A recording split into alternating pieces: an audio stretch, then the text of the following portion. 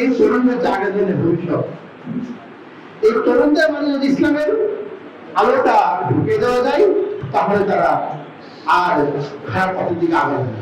সংগঠনের মূলনীতি, সংগঠনের লক্ষ্য উদ্দেশ্য মুহাম্মদ রাসূলুল্লাহ সাল্লাল্লাহু আলাইহি ওয়াসাল্লামের আদর্শ যেন হয়।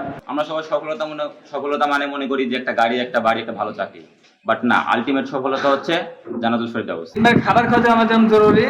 আমাকে আপনাকে মনে করতে হবে যে দৈনিক আল্লাহর হুকুম যে 5 ওয়াক্ত নামাজ আল্লাহ রাব্বুল আলামিন আমাদের উপর ফরজ করেছেন, আমরা অবশ্যই 5 ওয়াক্ত নামাজ পড়ব এবং এই নামাজ আদায়ের মাধ্যমে, ট্রেনিং নেওয়ার মাধ্যমে তারা সমাজের উন্নয়নের জন্য কাজ করতে পারে। সেই উদ্দেশ্যে আমাদের তরুণ সংঘ একটা আয়োজন করে, সেটা 40 দিন ব্যাপী নামাজ প্রতিযোগিতা।